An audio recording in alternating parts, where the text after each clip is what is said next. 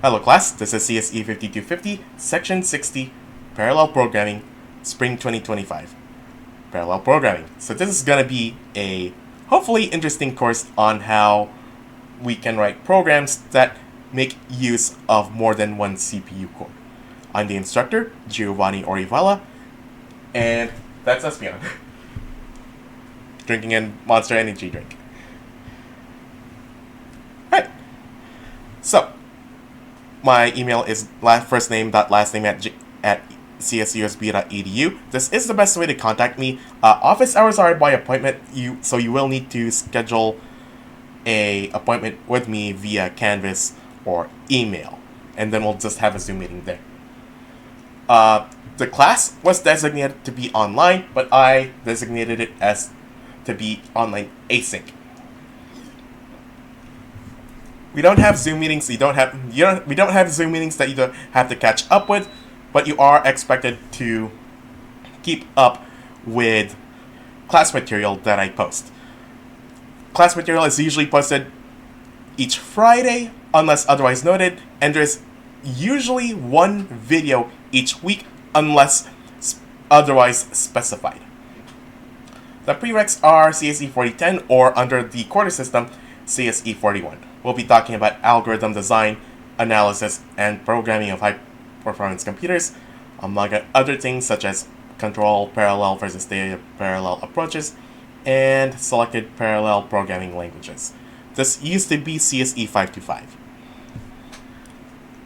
The textbook is An Introduction to Parallel Programming, 2nd edition, by Pacheco and Malinsek, ISBN 9780128-04650.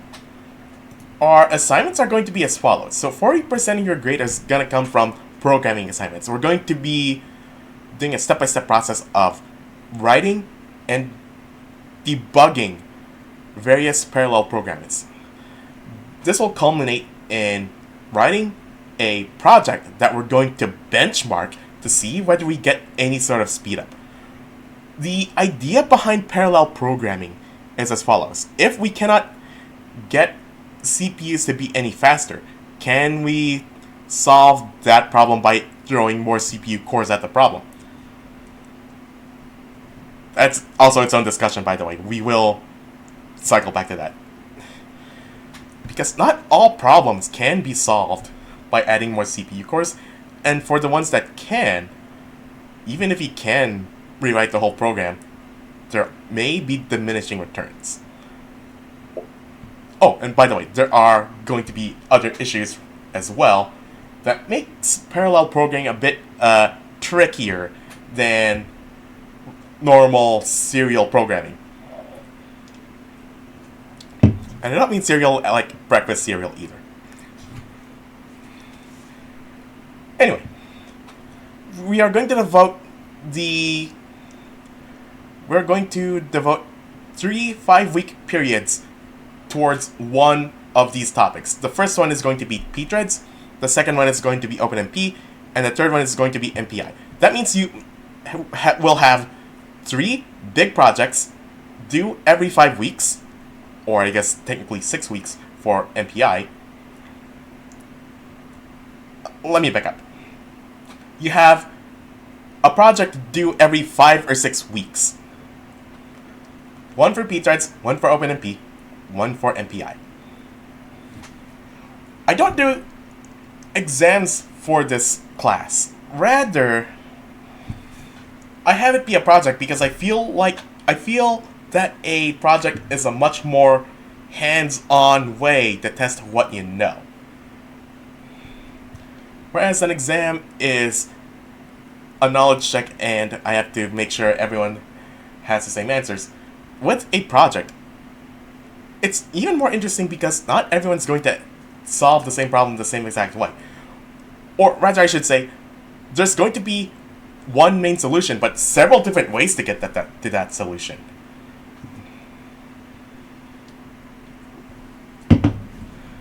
My point is,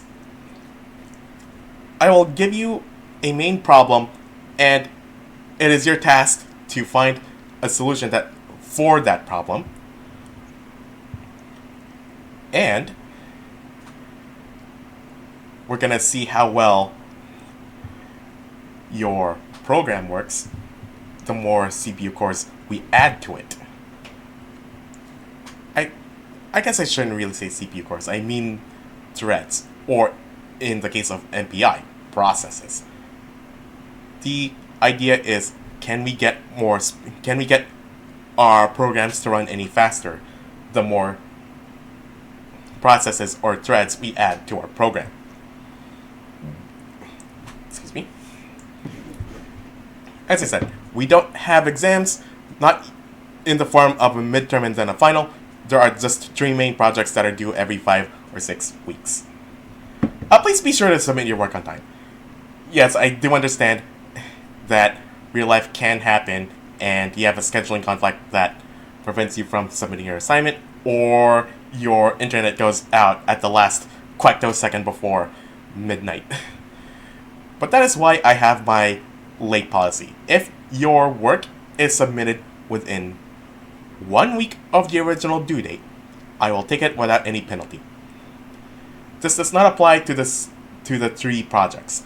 There is a much shorter grace period of about 2 days, and after that the assignment closes. After that, I will not be able to accept your assignment, unless you have talked to me about it regarding a potential late submission, or you have evidence of an extenuating circumstance.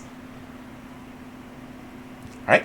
So, to reiterate, the late policy applies to all assignments that isn't the 3 projects. If it's submitted within 1 week of the original due date, I will take it without a penalty. The 3 projects are not subject to the same grace period. Rather, it's a much shorter grace period of 2 days. Submit it within that 2-day period after the due date, and you're good. If it is late after that, I'm gonna need evidence for an extenuating circumstances, or you're just gonna have to, or rather, I would like you to tell me, hey, this assignment's gonna be late ahead of time. Okay? Okay. Academic policies. You are referred to academic regulations and procedures in the CSUSB bulletin of courses for the university's policies on course withdrawal, cheating, and plagiarism. Academic honesty. As according to CSUSB catalog of programs, plagiarism and cheating may result in penalties up to and including expulsion. Basically, don't cheat, don't plagiarize. So it's a little bit tricky with programming classes, because when the answer to a programming question is literally 1 line of code, there's only so much you can do without it making it look like it's cheating. Students are allowed, you are allowed and encouraged to discuss material related to the assignments, but all of this is individual work. Writing down solutions is to be done individually. Don't exchange solutions or parts of solutions. So again, if it is, though in the case of programming, there's, again, only so much you can do. When it comes to the attention of a student that possibly dishonest behavior took place, he or she should report it to the instructor. At the very least, if you cheat on an assignment, you will just get a grade of a 0. So don't cheat, and definitely don't use ChatGPT to do all the work for you. ChatGPT has a particular writing style that is possible, and it's possible to pick up on that writing style. So yeah. Unless you're asking ChatGPT for help on, hey, how do I get this library to work? That I would accept, because that's just helping you get to the solution, not having it get to the solution for you. And it's made even more complicated now that we have like AI co-pilots everywhere. So yeah. Do not have AI do the work for you.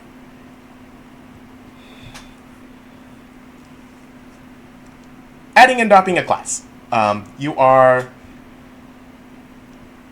The policies for dropping and adding classes can be found at this link here. Students are expected to take notice. Oh, and finally, if you are in need of an accommodation for a disability in order to participate in the class, please contact me and SSD at the following phone number, 909-537-5238. it's the student's responsibility to seek academic accommodations for a verified disability in a timely manner. So, yeah. Even if it's as simple as I need extra time for certain assignments. Okay? Okay. So that's everything I wanted to talk about, though a few things that are also worth talking about. What isn't explicitly stated as a requirement for the course is as follows. Ideally, or preferably, you should have a fairly powerful computer. In my case, this is an 8-core 16-thread CPU, and it's simply because we need a multi-core CPU to do some of the assignments that we're going to do.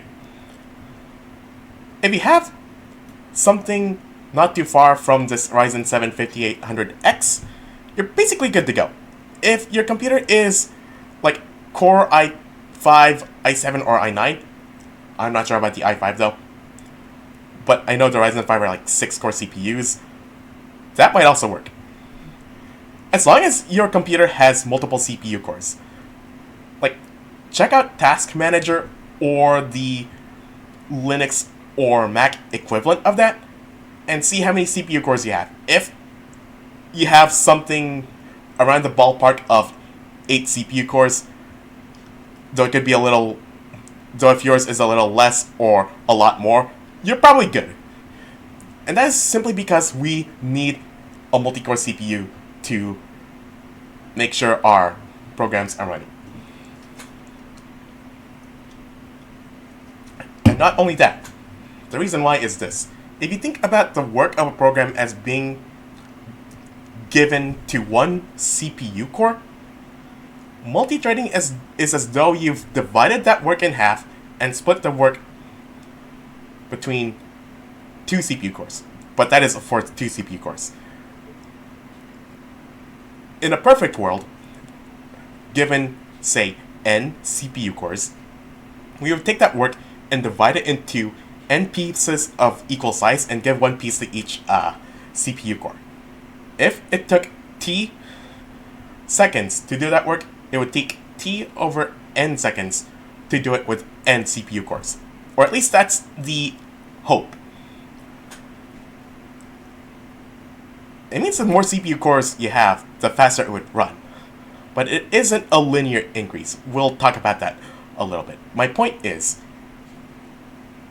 if you have an 8-core CPU, or even a 6-core CPU,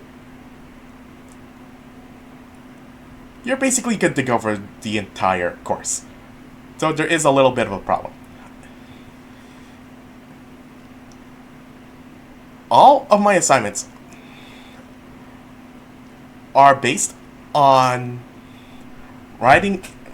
All my programming assignments are based on running it on a Unix machine. So, if you already have a Mac, you're probably good to go. If you already have a computer with a Linux-based OS, such as Ubuntu or Debian or Mint or the like, you're also good to go. If all you have is a Windows machine and you don't have any other way of getting a hold of a Linux machine, not even the lab computers in Jackman Hall, then you may want to consider, you might want to consider setting up a virtual machine. That is going to be my next video for today, and that's simply because, well, I teach a few courses that require a virtual machine. So this video is going to end here, and I am going to talk about how to set up a virtual machine on your own computer. You will only need to follow these instructions if you know that your computer cannot. Let me back up. You would only need to follow these. You only need to follow these instructions for a virtual machine if you know you don't have a suitable Unix system already. And that is simply because with pthreads, there are a few libraries. The libraries for pthreads are only available on a Unix machine. I know there are ways to get it on a Windows machine, but for ease of instruction, let's just go full on Unix, okay? So that's going to be the end of this video, and the next video is going to be how to set up a virtual machine. All right? Okay. All right. See you next video. Bye.